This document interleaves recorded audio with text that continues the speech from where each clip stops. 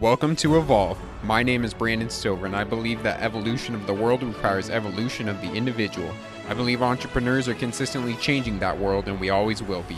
So with this show, I will bring you the people and ideas with tools necessary to hack your growth in your business and your life. Together, let's ask the world's biggest question, build businesses to solve them, and live happy and fulfilling lives in the process. It's time to evolve. Hey everyone, welcome to Evolve. Today's guest is a serial founder, educator, philanthropist, mentor, and venture capitalist who is the self-proclaimed cross between Oprah and Mary Poppins for college dropouts. Her disruptive $20 million venture fund in San Francisco offers $250,000 investments to teens and 20-something-year-olds who are dropouts, makers, hackers, and scientists who embody conviction to go against the grain of society's one path for all through college. Like the great Martin Luther King, who nailed his 95 Theses to the door of the church to protest the establishment of the church, saving your soul with a high-priced piece of paper, she is nailing her thesis to the doors of the education system, who are selling the paper illusion that a degree is the only way to have an extraordinary career or life. And she has an indomitable track record to prove it. In her early 20s, she started her career by saying no to the path of getting her PhD and starting her own tutoring business, which ultimately led her to founding her own K-8 charter school, which served over 400 students and has successfully been giving alternative education for the last 10 years. In 2010, she joined the founding architect team of the Theil Fellowship and worked with Peter Thiel, co-founder of PayPal and first outside investor in Facebook, to help create a program that answered the question of what 20 people under the age of 20 could do with 2 years and $100,000 to build something rather than sit in a college classroom. And it has pumped up multiple $1 million founders at an age that most are going into $1,000 of debt for student loans. She's also the visionary behind the Theil Summit series that has been attended by some 2,000 young entrepreneurs. Founding her own venture fund, 1517, she has proven that this radical thesis, with a portfolio of over 30 young founder startups, watching small 1K idea investments turned into Series B companies, and 17-year-olds starting 5-person teams that scale to 400 employees and are making the best autonomous driving tech on the market. Sharing her passion for disrupting education and going against the grain, she has been featured in Bloomberg, Business Insider, Newsweek, and the New York Times, has spoken for groups like Singularity University, Next Gen Summit, Praxis, and Venture Stories, and has even co-led a 50-plus person Burning Man camp. I'm honored to welcome the founder and general partner of 1517, former Theil Fellowship director, and a woman who has come a long way from staying in during recess to help other kids in school, Danielle Strachman. Wow, thank you so much for having me, Brandon. I think that was the most thorough and versatile introduction anyone hands down has ever given me. Like, you win that, and I think you might win it for years to come. Like, wow, you got my Burning Man camp in there, the staying in school and helping the other kids, to the fund. I'm like, wow, you've done your homework. Yes, absolutely. Well, you have quite a wide variety of experiences and quite a story. And I'd actually like to go back and Yeah. start when you were in grad school and deciding that, you didn't want to follow neuropsychology because you weren't passionate about it. Um, and so you started that tutoring business. So tell me Yeah. why you went against the grain Yeah. and had the courage to do that. Yeah, absolutely. That was gosh, it seems like many lifetimes ago at this point, but it was a really interesting time for me. I had since I was young, I mean, you mentioned staying in during recess and helping other kids with their work and stuff. I was doing that, probably from fourth grade on. And so I always had this sort of passion for teaching and helping, but everyone told me growing up, teaching is a horrible profession. Those who can't teach, the pay is lousy, the bureaucracy is lousy, all of it's lousy. And so I was really listening to that a lot. And even when I did go through undergrad and I was thinking about, well, do I want to study education, and took some ed classes. But I even noticed in my peer group, people didn't seem that interested in it. If I was saying like, oh, I'm studying education, or I'm in a special education class right now, like the conversation would kind of peter out really quick. Right. But I started getting really interested in neuropsych. And what I noticed was that, especially within my peer group, people get very excited. Oh, you're into neurology. Oh, you must be so smart. Oh, you must do that. And actually, I was not a great student growing up. And so hearing from other people like, oh, you must be so smart and that sort of thing, I was like, ooh, I'm finally getting the kudos I always wanted. Right. And so I was really going down that path. I was going to be the first person in my family, to get a very advanced degree. And so I was getting a lot of accolades from my family about going to grad school and things like that. I had applied to grad school. I got into grad school. I was working at a neuropsych institute at the time, and the PI I worked under was excited for me to go to school too. But I had this sort of early quarter life crisis, but I had it at like 20 instead of 25. And to anybody listening, everybody goes through this. Yeah. Everybody is going to go through this moment. Sounds like, maybe you have gone through this moment when you were looking at your career in architecture and saying like, what am I doing? How did I get here? Absolutely. Yeah. And I actually think that there's something important about going through that crisis is that I do think it's a part of human development. And I think we go through these types of crises in stages. And I don't know, I wish there was a nicer, softer way that we could go through these things where it was like, oh, I just got on this other path and it was easy. Yeah. But it tends to be through sort of this crisis mode that we get there and we learn and we develop. But I remember I was reading this book. It was called Zen and the Art of Making a Living. And in fact, I'm reading another book of the authors right now, but I read this book nearing 20 years ago. And it really changed my life. And it made me think about, is education the path education seems to be the path I really want to do, but I don't want to become a teacher. I'm getting all these kudos for going into neuropsych, but I noticed I wasn't passionate about it. I wasn't reading books in my spare time about neurology. I wasn't wanting to talk about it all the time. It was something that I was good at. I was the youngest person who interned at the neurology department in the Beth Israel at the time. I was teaching grad students a lot of work. It was very gratifying. But when I thought about like when I put my feet down on the floor in the morning, is that what gets me pumped and I'm super excited about? And it wasn't. So I actually turned down going to grad school. And I said, you know what, I'm going to start a tutoring company. I've always loved tutoring. And one of the things that I've actually never thought about it this way before, but I like the intersections of things. And I think that's very true in my work now.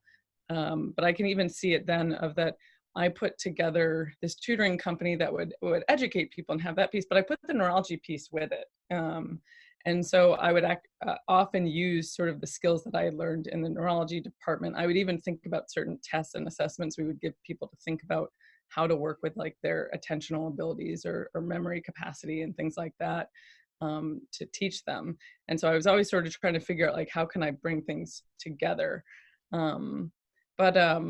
But it's interesting because I felt a lot of shame about it. Like I never told my PI at the Beth Israel that I wasn't going to go to grad school. Like I still can't tell her. Like I'm sure at this point, I could have that conversation. I'm on LinkedIn with a few of her colleagues that, clearly know that I didn't end up going that route. But it was a big deal and a big choice. And I wasn't sure if I was doing the right thing. And even later after I started the tutoring company, I started my charter school. And when I was doing that, people said, oh, you should go back for an advanced degree in education. And I don't know, maybe this is arrogant of me to say, but I would always tongue in cheek say to them, to write this charter school petition is 400 pages. I've already written my thesis. I'm just waiting for someone to give me the honorary degree. Right. And I'm still waiting for that. But yeah, that's sort of like the path there of just realizing that I wasn't going to be like eating, drinking, sleeping neuropsych or neurology, and found that my passion was really with working with children and teaching. And so I started a tutoring company because that was the thing that I could do without a teaching credential, and started from there. And then wildly enough, when I started Innovations Academy, which still runs today, we serve about 400 students and we're buying a building this year, which is very exciting. The crazy part is that I'm still actually not sure if this is true now, but when I was starting the charter school, over 10 years ago, you didn't have to have a teaching degree to start a school. But what's Mm, funny is I could be a director or principal, like technically director, because a principal is like a what's the word I'm looking for? There's like a requirement that you have to have certificate mm. to be called a principal, but you can be a Okay. director and it's fine. But I wasn't technically allowed to teach at my own school because Oh, I don't have wow. a teaching degree, but I could start the school. Yeah. So that was really interesting. So I'd feel like a real renegade when we'd have a teacher out and I was substituting in there, and I was like, ooh, Yeah. I'm substituting at my own school that I'm not supposed to be a substitute for. Like that's kind of nutty. So yeah, there's this whole theme that is throughout my life of doing things, that I don't have necessarily a degree for, and finding the titles that kind of work around what I want to do. Mm, And the great thing about founding things is that you get to give yourself a title. It's taken me a while to come into my own as an investor and feel comfortable using that title. Like, oh, I'm an investor. right. Um, but because Michael and I started 15, 17, we get to call ourselves the general partners, and we're fundraising for our second fund right now. And when I think about where we were at when we started 4 years ago and the knowledge we have now, I'm like, wow, those people who backed us 4 years ago, like they were really taking like a big risk. We've learned so much. We knew what we wanted to do, but we didn't know what we were doing. Like we had to learn on the fly a ton. And so, yeah, that's sort of like, I don't know, it's this interesting thing when you start something, you get to naturally be at the top, but then you have to grow into the role over time. Yeah, I think what's important in your story too is this idea of following threads of curiosity. Yes. You talked about you weren't reading books on neuropsychology, you weren't living, sleeping, breathing. No. And very similarly, when I was doing architecture, like I Yep. seen like when I was in architecture school, the kids that were basically living and breathing this, reading books, buying it. And what I found was I was buying books on entrepreneurship and Right. startups Yeah. and this like, Yeah. but I didn't in that moment I didn't realize that. Like it took me going through that sort of pain to see that. Mhm. Yeah, and to bring the loop back on that like study aspect. I remember when I started my tutoring company, and I am not a fast reader by any means, but I was like gobbling up books and I was like, man, if I'm going to educate people, I should learn about human development and I Hmm. should learn about infants and I should start way at the beginning. And I was just reading and reading and reading and reading and taking things in and trying to like get up to speed as fast as I could, to be, uh, the best teacher possible. Uh, and yeah, it was really interesting to see that, I was waking up early in the morning before clients and whatnot, just so I could like read and sort of do that self-education piece. And that was not happening with what I was studying in school. But it never dawned on me until, I was about to sign up for grad school. And another thing about grad school that sort of bothered me was I was like, gosh, like most people I know who go to grad school, you know, it's uh it's like 7 years. Like sometimes Hmm. people say, oh, you can do it earlier than that. But like most of the people I knew, it was 7 years before they finished their dissertation. And I was like, Right. do I really want to be in my late 20s or like early 30s by the time I get my first real job? Like that seems absurd. And I had no taste for that whatsoever. Absolutely. Yeah. So tell me about when you were joining the Teal Fellowship, Yep. and basically you were invited to join that Yep. project, Yep. and not necessarily because of the things that you learned in college, but maybe Yep. sort of the things that you learned outside of that. Yeah, no, absolutely. So the Teal Fellowship story for me is really interesting. That was another lesson learned, which is, if you see something that you're interested in, like a program or a job or a club or like anything, reach out and see what you can do with it. Because I Hmm. had seen the Teal Fellowship launch on social media like a few days before a friend of mine who was at the Teal Foundation reached out to me. But I saw the launch and I was like, wow, this thing seems really cool. It fits in with my ethos of working with homeschoolers and sort of alternative education. This is so cool. But in my mind, I had put a block up and I thought, oh, they must have a staff. They must have run a pilot. Right. They must have like all their ducks in a row. And I think part of that is from starting a charter school. It At the time it was a 2-year process to get approved and get those ducks in a row, and it's very formal and you have to run sort of pilots and you need to sort of prove out that what you're going to do is going to work and all this stuff. And so I got a phone call from a friend who worked at the foundation, and I had done a little bit of work with her before. And she said, "Hey, you've got to get over here. The foundation's lost their mind. They just launched this program. They have nobody running it. You'd be perfect for this." I was like, Mm, "What?" I was like, "Who does that? Who starts something and doesn't have it all mapped out?" right. Um, and sometimes that's someone like Peter Thiel. Yeah. Um, and so it was great to come in on a blank slate, because having started my own businesses before, and I also grew up in an entrepreneurial family, I never wanted to really like take orders and build somebody else's dream. I always wanted Mm, to make it my own. And so coming on board and being able to bring my homeschooling sort of philosophy and ethos to the program, and um, build things out and iterate over time. One thing that's nice about a cyclical program where it's once a year is that every year it feels like spring cleaning, and you're like, oh, that thing we did last year, oh, yeah. not doing that, but we're going to bring in this new piece and we're going to try this and see how this works. So we always got to iterate, which was wonderful. Yeah, and there were just so many learnings working with those young people. And one of the jokes in my career is that my definition of a young person is always about 20 years younger than I am. And so when I'm like 60, I'll be like, those 40-year-olds, those Yeah. they need some help. Um, but but yeah, so it's just a pleasure to work with young, passionate people. I tell people I get to drink from the fountain of youth every day. Mm, And as a side note, actually, I very rarely use the word kids. I actually find it to be very disrespectful. And I wish people wouldn't use it so much, especially with people who are like teenagers and above. I yeah. have like strong views on these things. So like tongue in cheek, I'll use it. But yeah, I have a lot of reverence for the people that I get to work with. Yeah. So why start your own fund as opposed Yeah. to maybe starting like a college or a university because you'd already started a school before? Yep. Yep. Well, let's see. So the school I started is both the best and the most challenging thing I've ever Mm, done.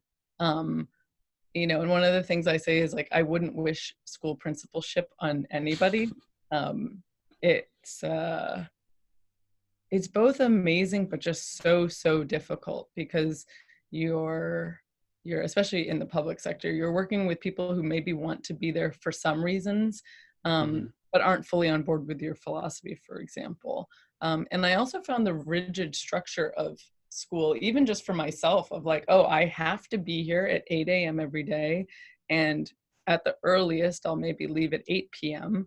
And I don't know, for someone who has that sort of entrepreneurial mindset and a bit, a touch, maybe more of a touch of like an ADD, ADHD mindset, being in the same place every day was really hard for me.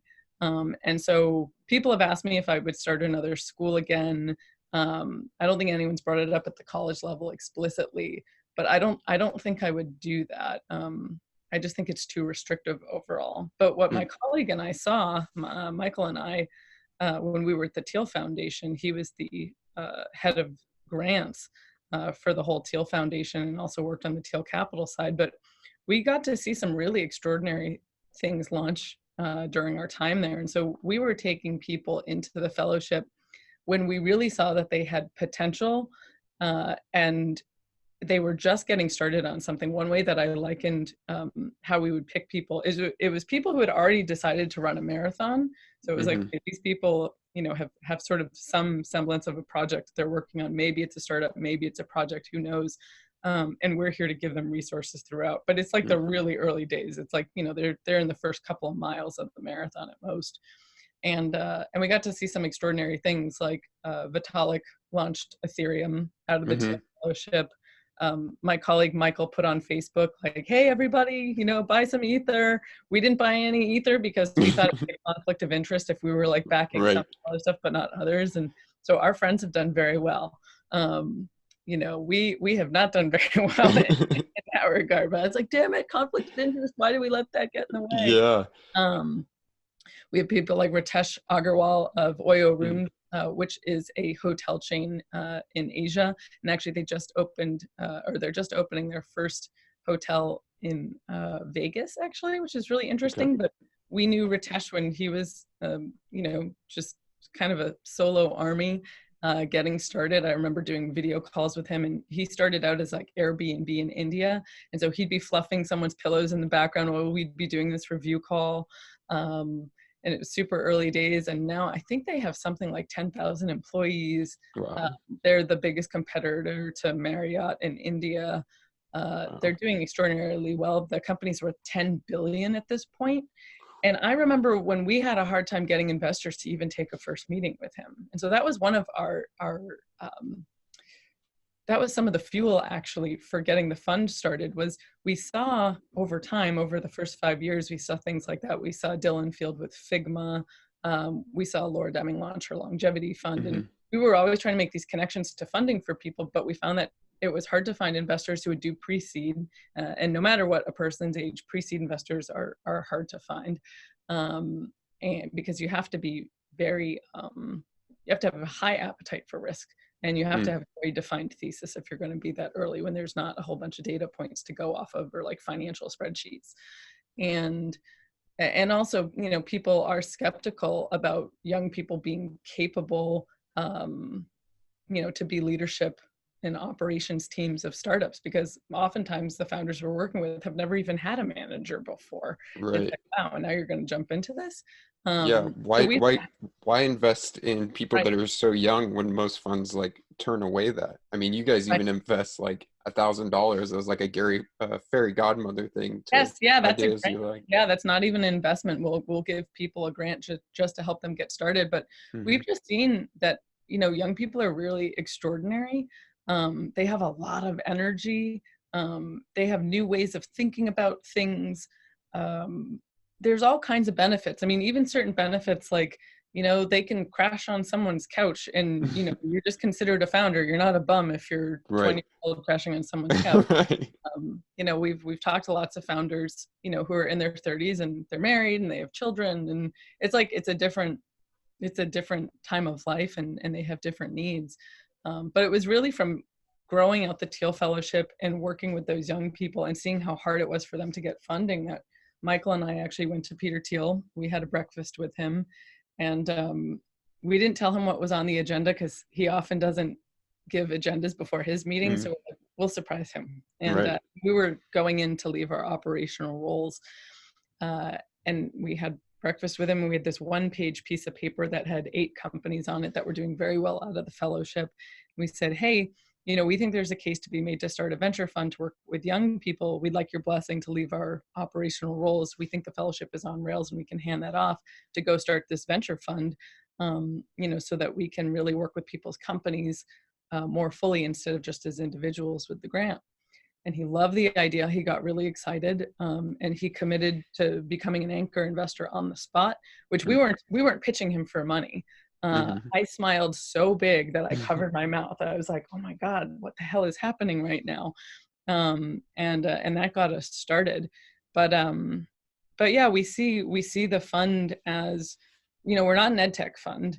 Hmm. And in fact, a lot of people come to me because I've been in education and be like, oh, I want to pitch you on this ed tech thing. And I always tell people I'm a really grumpy ed tech person, because when you've been in an industry, it's like you know too much and you know how hard Mm. it is. So it's almost like hard to get excited about things because you're like, oh, that's going to take forever, or oh, selling into that group, that's going to be impossible, or it's like if I remember when I was going to people when I was starting my charter school, they were like, why would you want to do that? And it was like other charter school leaders I was talking to. And it's like I was naive. I didn't know how much work it was going to take or how hard it would be, or, you know, the blood, sweat, and tears.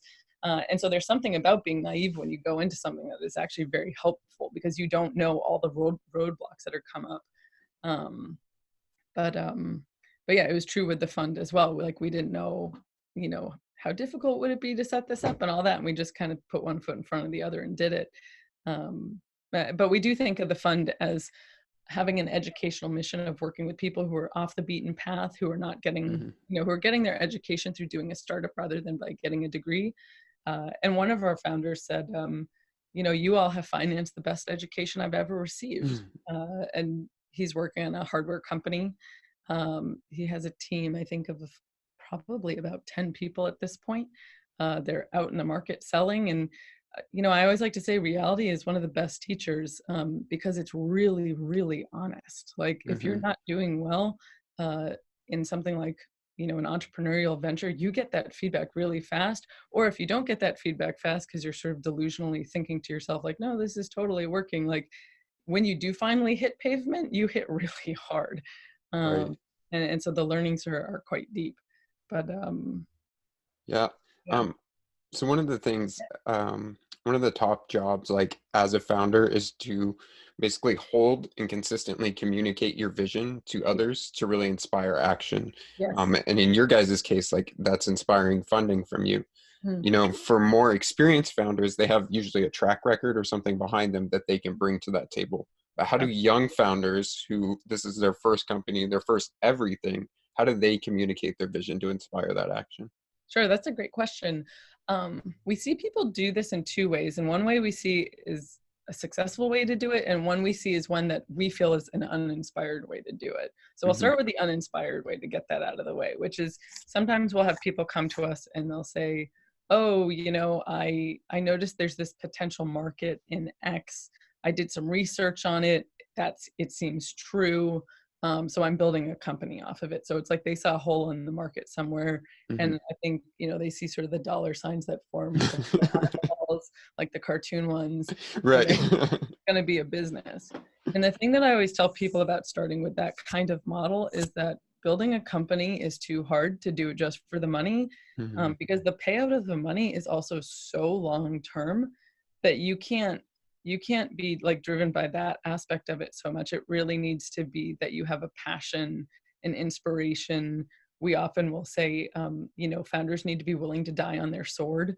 Hmm. It's like it really has to be something mission critical to you, because you're not gonna you're not gonna spend like 5 to 10 years on something, and if there is some form of a payout, it's not gonna be, unless it's some sort of quick flip, it's not gonna be for 5 to 10 years. You're not going to get through the first 2 years of the slog of fundraising, of building the team, of the emotional ups and downs that you're inevitably going to go through on a moment by moment basis. It's like you get an email from someone that's great. You're like, oh my God, I'm on top of the world. And then like you have to fire someone and you're like, oh my God, I'm on the bottom. Like, and it's just like this very manic cycle. You're not going to make it through that unless you have soul and skin in the game. So the founders that we get most jazzed about working with when they're telling sort of this story tend to have some sort of personal connection to what they're doing. And I was helping an accelerator do some pitch feedback the other day, and this one founder was telling me about a business that he's building. And I'm always sort of looking for like, okay, how does this founder click into this story? Like, why is this founder doing it? Right. Um, and this guy was talking about making a platform for like individual business owners, where it's like it's not even really like a small or medium sized business. It's like a yeah, yeah, it's like a contractor type, or someone who's doing consulting. Hmm. um, how do they get their business off the ground, and how do they get all the tools for it? And this person sort of wrapped all these tools together. And at the end I said, why are you doing this? Like, how did you get into this? And he's like, well, and it's funny, I could tell he felt a little bashful telling me, but he started going to this story of how he was talking to his friend's mom, and his friend's mom, I don't remember what sort of business she had, but she was having a lot of trouble figuring out like how to incorporate, and Right. it was coming up on tax time, and how do you fund tax count, and how do you do this? And he started researching and pulling together all these resources for her, and was noticing like, wow, this is kind of ridiculous that I need to pull from all these resources all over the place. Maybe there could be one platform for this. But it was really that personal connection of working with his friend's mother and sort of seeing like, wow, like, yeah, how was she going to figure this out, without extra help and support, that drove him into it. But it was interesting to me too, that this founder definitely had this bashfulness of like, well, it came from this little thing. To me, that little thing is the biggest thing. Right. Um, that's like the reason that you're going to stay up late at night working on it. It's why you're going to get up early and get going. It's what's, that story, that narrative is what's going to get your feet on the ground in the morning and get you racing. And so we look for that a lot. We look for that personal connection within an industry, and not just, oh, I found a neat market opportunity. Like, that market opportunity has to be there. Like, we have to irrationally believe that every single one of the 46 companies that we've backed could be the company that returns the entire fund, which is Yeah. totally delusional thinking, but that's how we have to think about things. But we need to see that those founders are going to be able to go through the dark night of the soul with their companies when things aren't good. And it's that being like passionately connected piece that's going to do it. Yeah, I think the other thing too is that you guys talk about is who that founder is as a person. So you have a litmus test of would you want to spend Thanksgiving dinner with this person for the next 10 years? Yep. So how do founders present their best self in an authentic way? Yep. That's a great question. Different investors are different. And so like the advice I'm going to offer probably, is certainly what works for me and maybe works Hmm. for some other pre-seed investors. I notice in the ecosystem, pre-seed investors, we're doing it also because we really, we tend to have like a mission as part of our fund. Most pre-seed investors, we're not getting paid big bucks. If anything, some of us are going into debt doing what we're doing. We're like, oh, someday that payout will happen, but it's the mission that Right. like keeps us going. And so for me, when I'm thinking about founders that I want to work with, I do think about authenticity a lot. I do think about where are their narratives and stories coming from. Um, One of the things I like to see is that like the people are interesting to talk to in general, where it's like different Hmm. topics come up and one second we're talking about their startup and the next second we're talking about something totally different. That's always fun to get to know people on that level. Um, One thing that's really important to us is that founders aren't trying to use sales techniques to like Mm, close the deal. One of one of my belief systems in general in life is how people behave in one scenario is how they behave in all scenarios. absolutely. And I found that this actually tends to be pretty true. I mean, I'm very Hmm. open to that being wrong in certain areas, but overall it is. And we've had founders who will come in and start using sort of FOMO sales techniques. Like we had a group that we went through diligence on. I loved what they were working on. It's really interesting work. I liked the founders. When we did a customer diligence call, that went swimmingly. But the only problem was that every time we met with these founders, they were always like sliding in these FOMO tactics. And you can tell that people have like read a book and they're like using it. They haven't fully integrated how to use um, sort of pressure in an authentic way, because I think pressure is important and it's useful, but if you're doing it in the like, oh, I just read on page 50 to like Right. slide this into the conversation, it just comes off really slimy. And so these founders would do things like say, oh well, this other group's going to give us a term sheet on Friday, and so that's just going to count you guys out. And we're like, that's not how it works at pre-seed. Like everyone comes in for a piece. It's not like a Series A where someone takes 80 or 90% of a round. It's that Right. someone takes like 5 or 10% and goes from there. And so they were doing that, and every time we met, it was something like that. And I did this write up at the end, and I said, listen, everything has gone so well, but I'm really nervous for your leadership capacity, because Mm, if you're treating us like this, then I'm nervous about you treating your customers like this, your employees like this, and that doesn't bode well. And I right. said, I'd love to keep in touch on what you're doing. I'd love to help out further, but I can't feel good putting our investors' money into your company, knowing that you're using all these tactics. And I said, to me, it would have been more authentic if you had said, hey, we need to hire someone, by Friday, and we're going to lose them if we don't do it. And they wrote me back and they were like, yeah, no, we have been using tactics. I'm like, duh, like it's very obvious that you've been using tactics. And they said, we actually do have someone we'd want to hire, and we are going to lose them like, very soon if we're not able to. And I was like, hey, I appreciate the honesty, but like a little too late to be honest with me right now. So we look for that a lot. And yeah, that's just like really important, because we're pretty authentic with our founders too. Like we're Hmm. fundraising and we'll tell them what it's like for us, and we're always going back and forth on stuff. And so, one of many litmus test questions is that, would we want to spend 10 years having Thanksgiving dinner with this person? And it's a good one, because you're working with people really hard and really long. And Right. if you have the sense of like, oh, this person's kind of a jerk or something like that, you're not going to want to put your all into their company either. Mm. Yeah, and I think a big part of that, I mean, we were talking about passion earlier, but when you're working with that person for 10 years, is seeing that passion basically throughout, stay throughout those 10 years and kind of feeding into and feeding off of that. Yep. Um, what does it really mean for you to follow your passion? Mm. Oh, that's a good question. Hmm. So, it's interesting. So I want to do like a caveat on this question.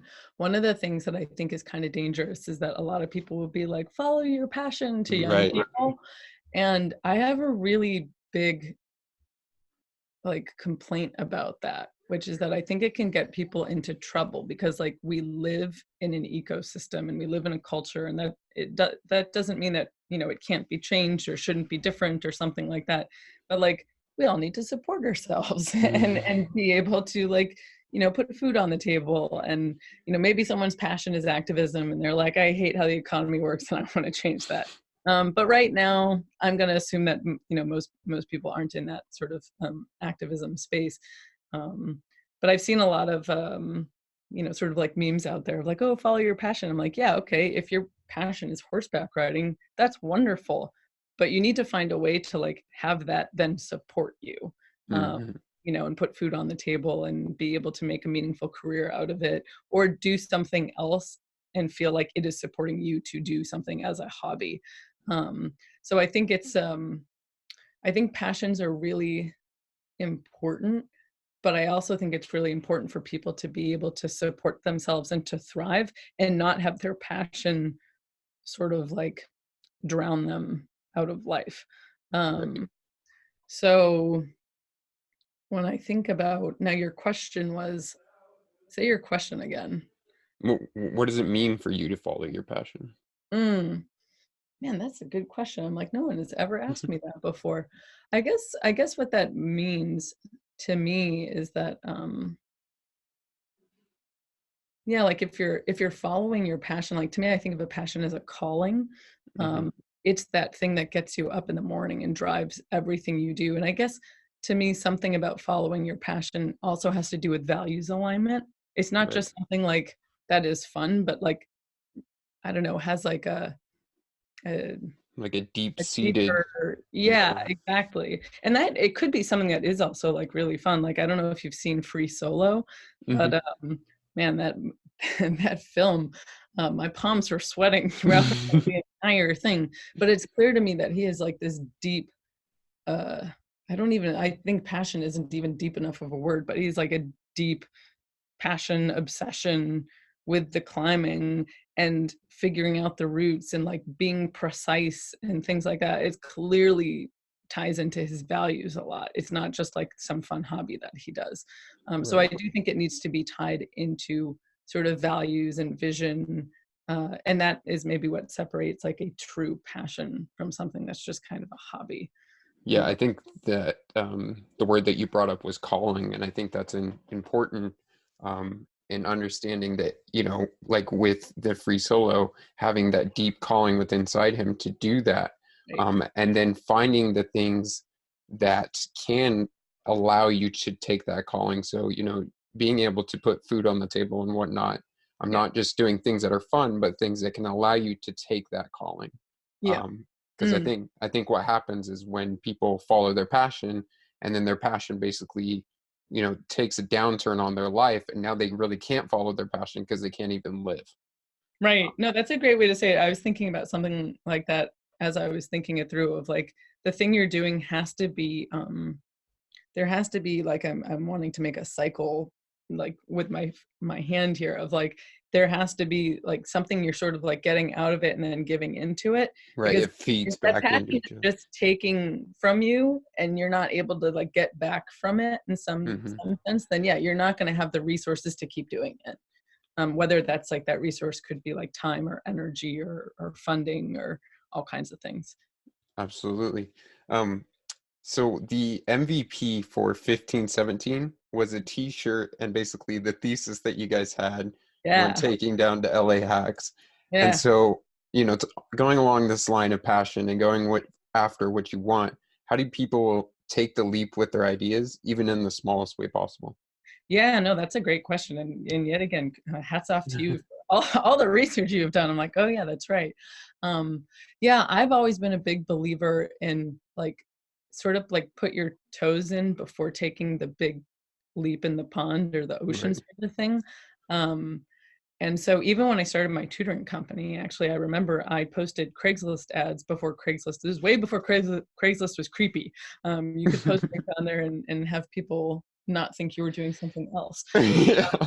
I'll just leave it at that.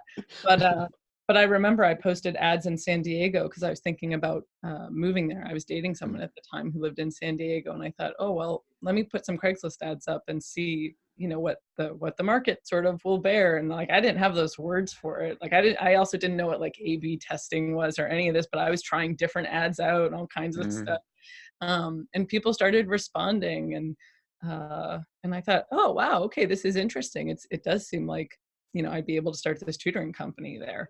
Um, and same thing with 1517. We had this idea for it. We hadn't even pitched Peter yet on it, but we wanted to test it a little bit. So we were supposed to go to LA Hacks as the Thiel Fellowship. And I remember I was sitting in my colleague's apartment and we were sort of like brainstorming, you know, how could we get this thing started? And it just dawned on me like, oh, we could print 2 t-shirts off Zazzle for like way too high a price each. It was like 18 bucks t-shirt or something like that. Maybe it was more like 25, I don't remember. But yeah, we could print 2 t-shirts. We knew we wanted the name to be 1517. We just went through the fonts and we're like, what's an old font? Like, let's just mm, find, like, you know, it was like, oh, Gaudi old style is pretty nice. Yeah, sure. yeah. That's fun. And that's remained our font to this day. Um, and yeah, we printed 2 t-shirts. He was going down to LA Hacks, and they gave him a couple minutes on stage as sponsor for the Thiel Foundation, but he pitched 1517.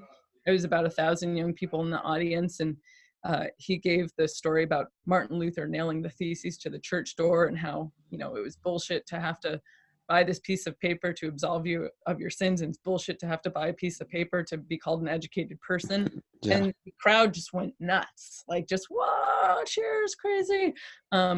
It blew up on Twitter as well, which was weird for us because, you know, we'd been at the foundation for 5 years and we had never gotten that response from the fellowship. Mm, The reason for that was that people loved the mission of the fellowship, but they also knew only 20 people are going to get this per year. right. Um, you know, so you could like be part of what we were doing, but only so few could be a Thiel fellow.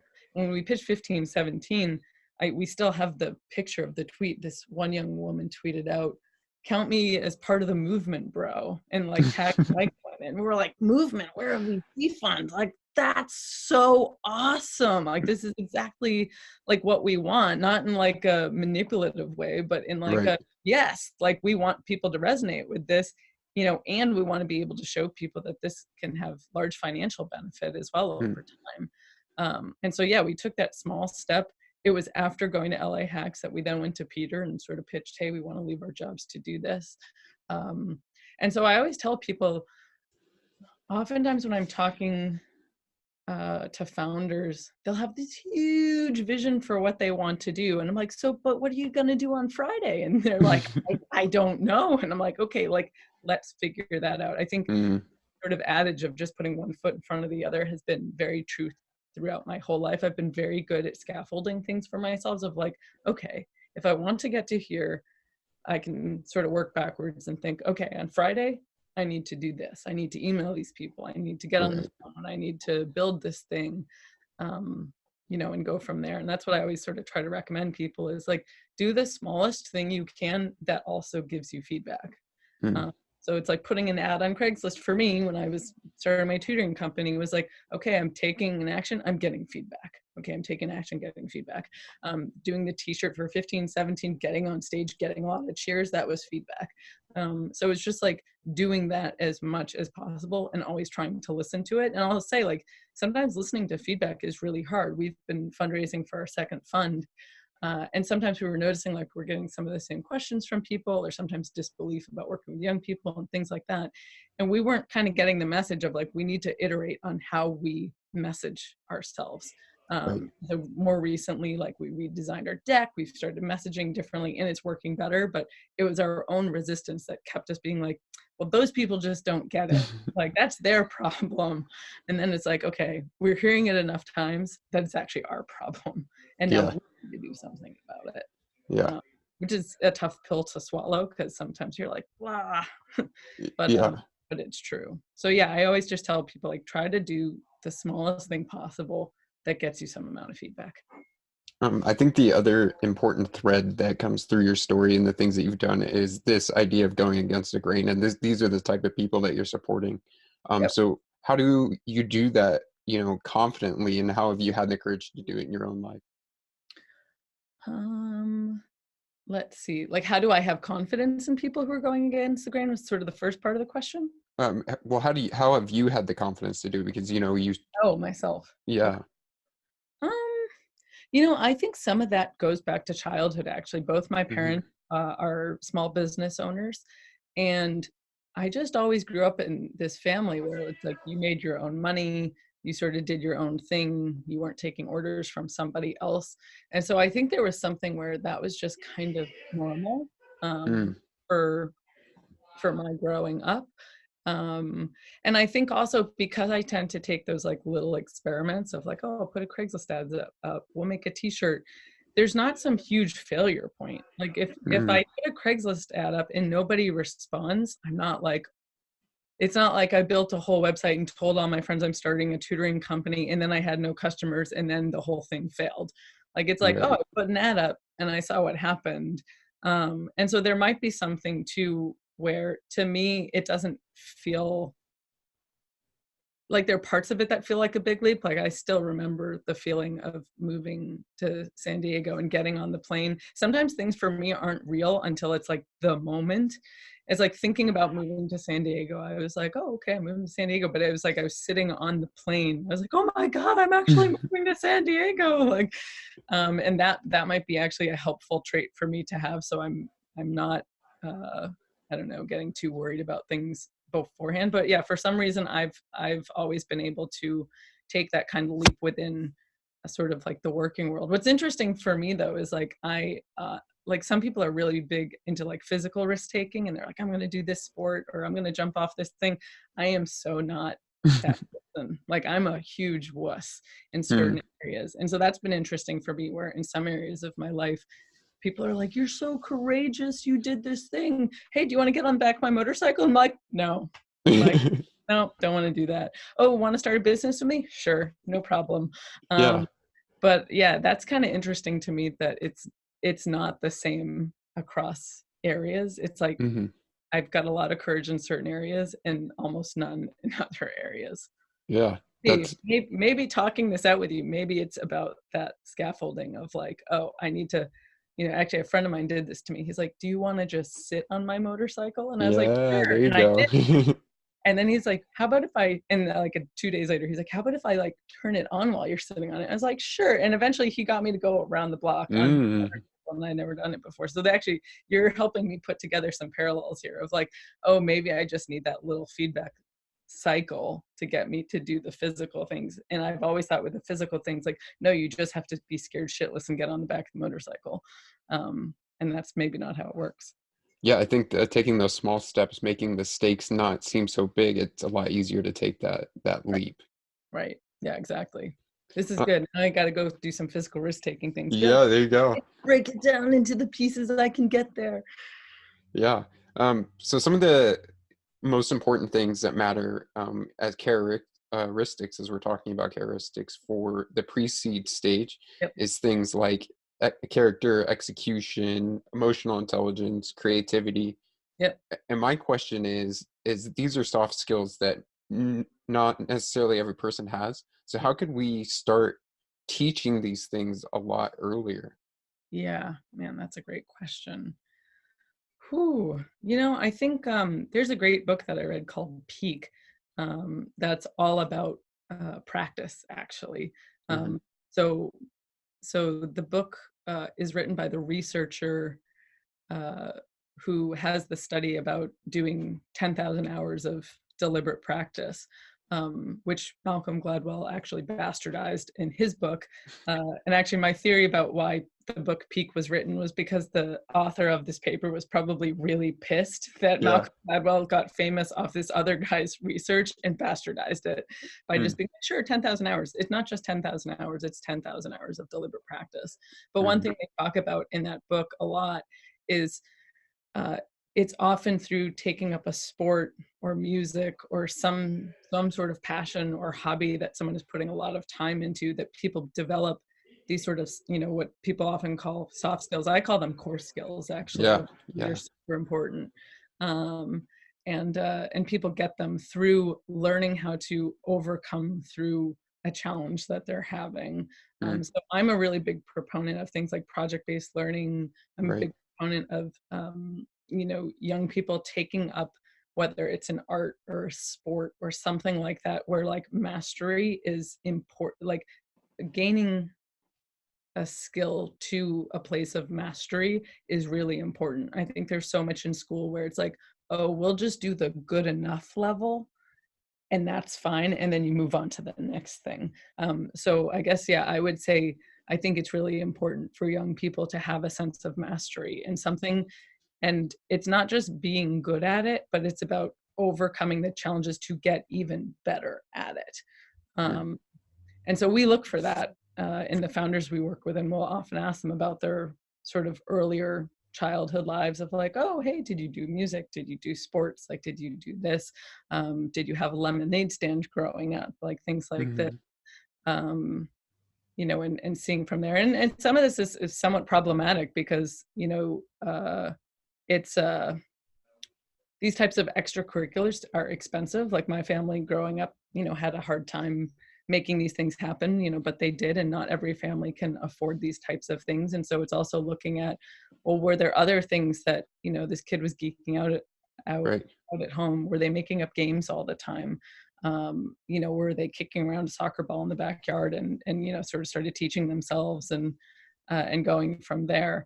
But I do think that I do think I wish every child could have the experience of moving towards mastery in something. I Mm, think that's just really, really important um, overall. And I feel like there's another thought percolating here a little bit of that.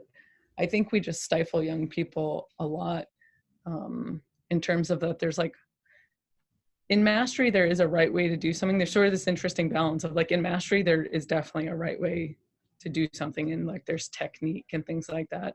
But on the other side, there's also like creativity and trying new things and right. sort of experimenting and seeing what works. And I think sometimes these things can be at odds with each other, or Mm, sometimes you'll find people who have hit a very high level of mastery, but then I can't, there's a word for this, but um, there's a point at which you have mastery, but then you can also break all the rules and you right. start getting like really creative with what you're doing. I mean, you look at, you know, some of the great artists, like Picasso was classically, he was trained in classical realism.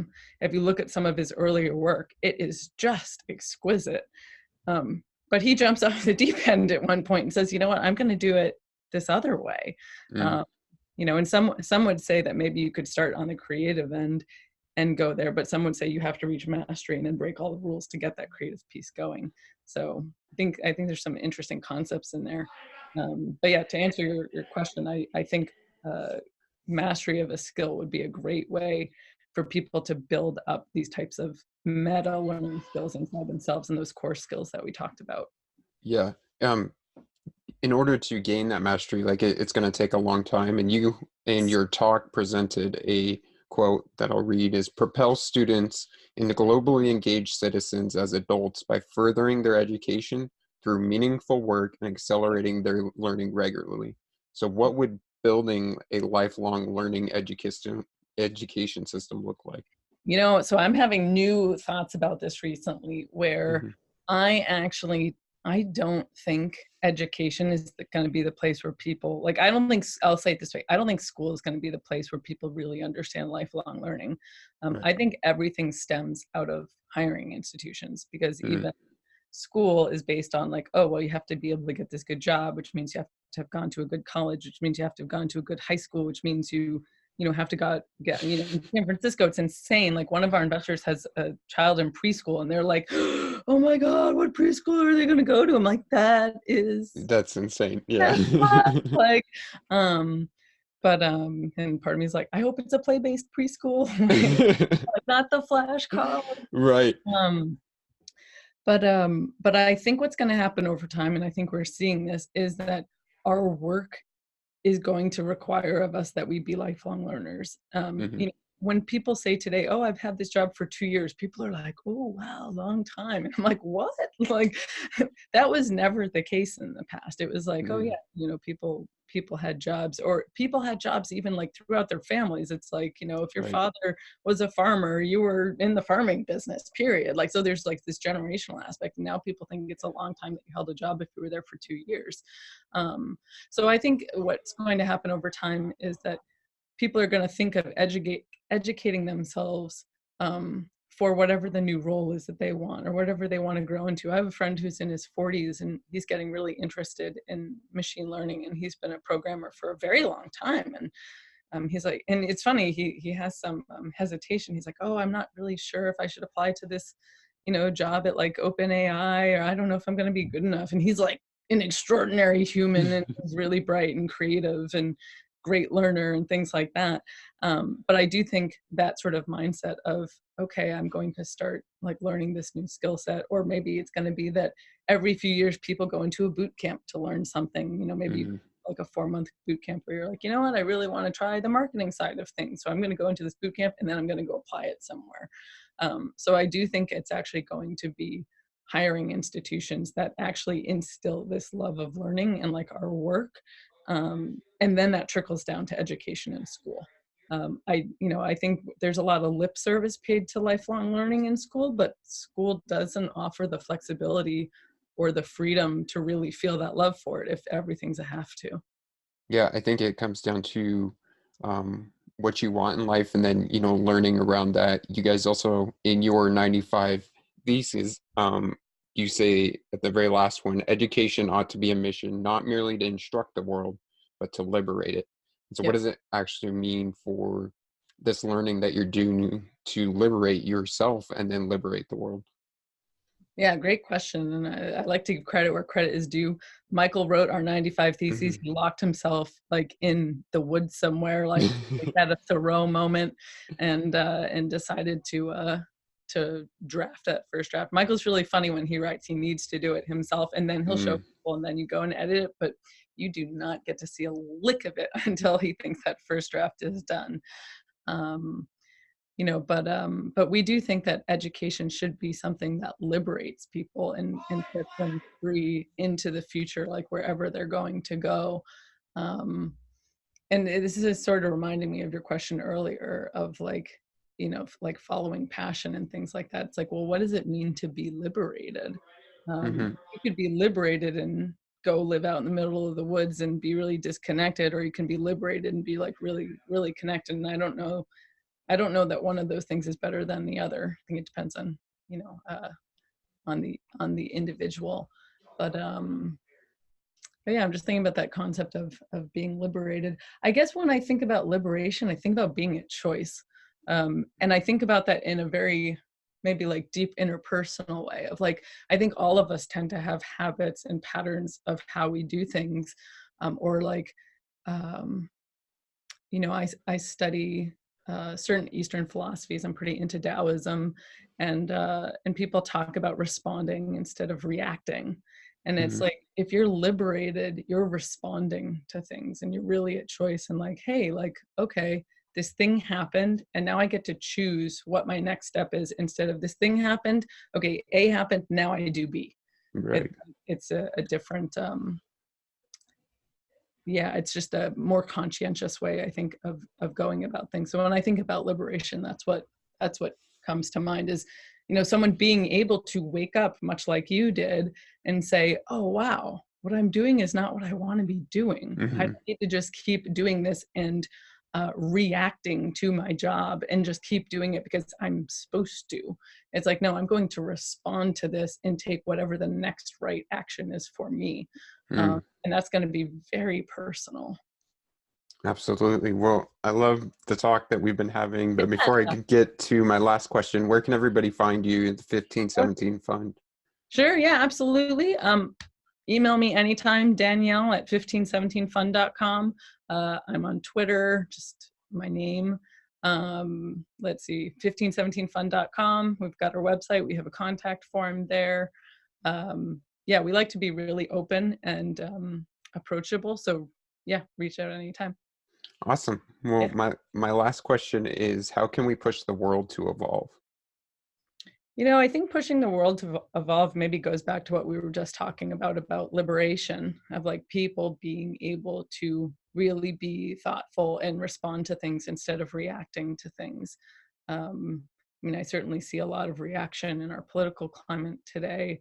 Hmm. Um, just a lot of sort of push and pull all over the place. And I think, yeah, I think to evolve, it means that we need to be more conscientious and thoughtful and respond. And maybe that means that we also need to slow down a bit, because I think it takes some time to be able to respond, whereas reaction is a habitual response.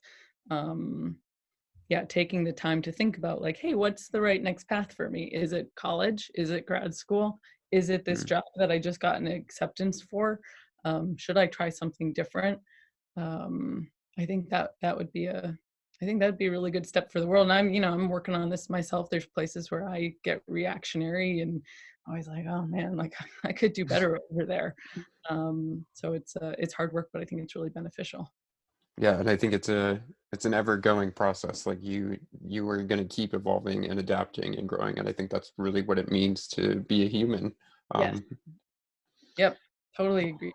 Yeah, I don't think there's a place where you get to like the zenith and you're like, oh, I'm done. Like mhm. I even look back, like I'll look back on old emails or old like chat conversations from 10 plus years ago. And I've even written apologies to people where I'm like, oh my God, I was so like X, whatever the trait is. Sorry about that. Like I couldn't see it at the time, but Right. here I'm 10 years older and ooh, yeah.